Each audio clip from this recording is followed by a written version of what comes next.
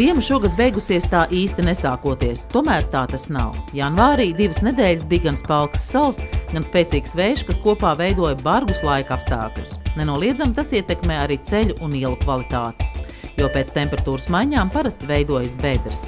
Komunālā pārvalde ir uzsākusi bedrīšu lāpīšanu, un tas salīdzinot ar citiem gadiem notiek neparasti agri.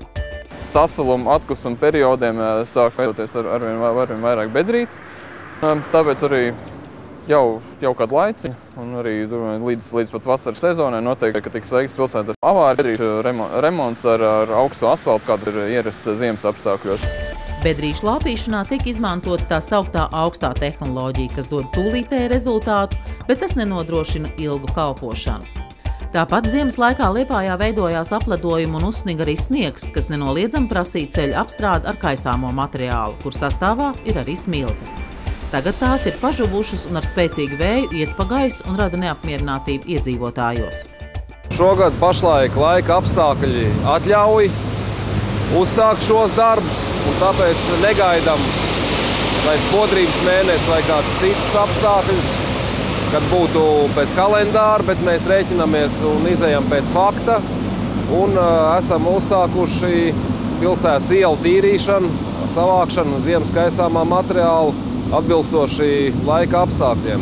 Šobrīd tie ir piemēroti, lai varētu veikt šo mehanizēto ielu tīrīšanu no ziemas sakaisītajā materiāla.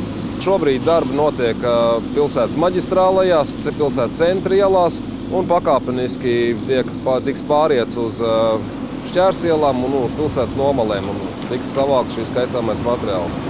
Protams, nekur nav teikts, ka vēl netiks kaisītas ielas atbilstoši laika apstākļiem, bet kamēr ir piemērot šie laika apstākļi, plānojam un veicam šos te darbus. Teorētiski saslaucīto smilšu daudzumam vajadzētu būt atbilstošam izkaisītajām smiltīm, bet tā tas nav.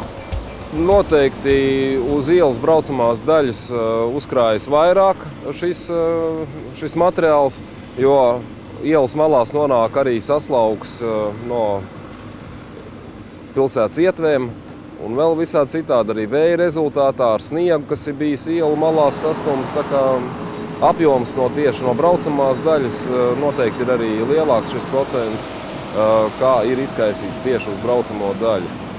Precīzi, teiksim, izrēķināt un izdalīt, tas nebūtu iespējams, bet noteikti tas varētu būt lielāks. Ielas laucīšana turpināsies Liepājā vēl visu pavasari, kamēr visu saslaucīs, un to ļaus darīt laika apstākļi. Bet tā kā ziema šogad nebija pārāk barga, un kā liecina prognozes arī vairs visticamāk nebūs, būs ietaupīti ziemas darbiem plānotie pašvaldības līdzekļi, ko visticamāk novirzīs bedrīšu lāpīšanai pavasara-vasaras periodā. Tā kā maģistrālās tranzīta ielas Liepājā ir pilnībā rekonstruētas, vai tas varētu nozīmēt, ka uzlabojums piedzīvos arī mazākas nozīmes ielas?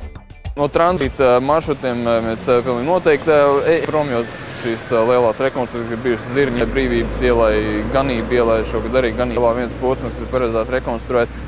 Tad, jā, ejam uz mazākas nozīmes ielām, un līdz ar to, protams, paliks arī netiek pietiekami daudz un liels, bet arī lielākā finansējums, protams, arī kaut kādām iekškvartāla ielām, kurām, protams, ikdienā pārvietojās. Ielu sakārtošanas darbi un sliktāko ielu posmu remonts sāksies aptuveni aprīlī-maijā. Tad, kad gaisa temperatūra ilgāku laiku turēsies vidēji +10 grādi pēc Celsija.